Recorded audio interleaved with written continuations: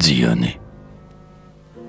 Abattu par la roche énorme que sans aide, seul, avait soulevé en ses mains Diomède, Énée était tombé sous le char de l'Ardent, fils de Tidée, ainsi qu'un chêne, et cependant que sa mère Aphrodite, au vent échevelé, emportait mourant loin de la noire mêlée, Diomède, sachant qu'elle est faible et non pas intrépide, à guider les hommes sur ses pas vers le carnage, comme Ménio destructrice des citadelles dont la mort suit le caprice, poursuivit Aphrodite en son hardi chemin.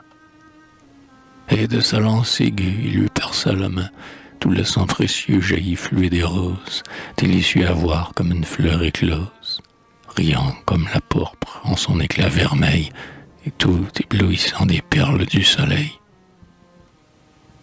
Car, pareil dans leur gloire à la blancheur du cygne, les dieux ne boivent pas le vin noir de la vigne.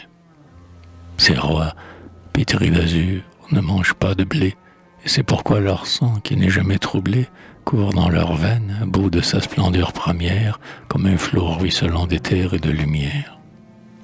Aphrodite poussait des cris, comme un aiglon, furieux, cependant que Phébos Apollon cachait Énée au sein de nuages de flammes, de peur qu'un damnant ne lui vint ravir l'âme en frappant de l'airain ce faiseur de travaux.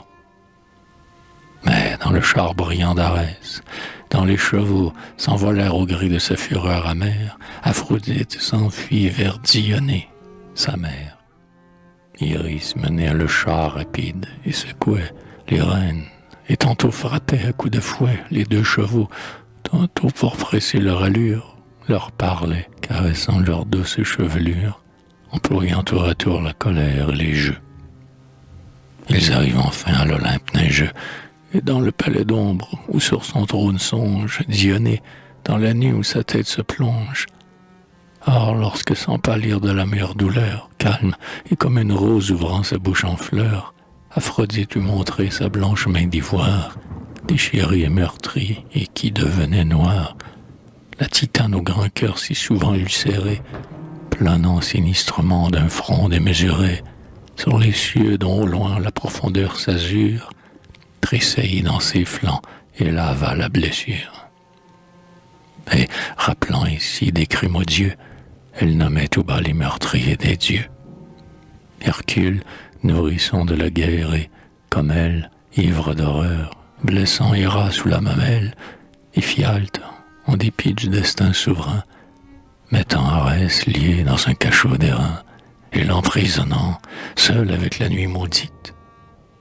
Puis, prenant en ses bras la céleste Aphrodite, sans peine il étendit ses membres assoupis sur des toisons sans taches et de moelleux tapis, car déjà le sommeil, né de l'ombre éternelle, roulait un sable fin dans sa noire prunelle. Et comme Dionée, redoutable aux méchants, se souvenait encore des invincibles chants avec lesquels, avant de subir leur désastre, les titans conduisaient le blanc troupeau des astres. Soucieuse de voir la déesse frémir, elle disait ses chants sacrés pour l'endormir, douce et baissant la voix bien plus qu'à l'ordinaire, et les mortels croyaient que c'était le tonnerre.